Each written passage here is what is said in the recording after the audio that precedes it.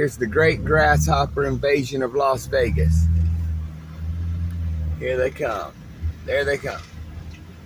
I think this is them all in the road. Boom. There's thousands of them.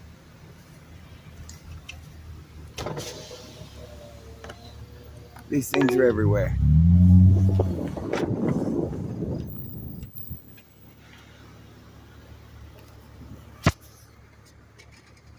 They're just chilling in the sunshine, waking up, ready to go get ate by the birds.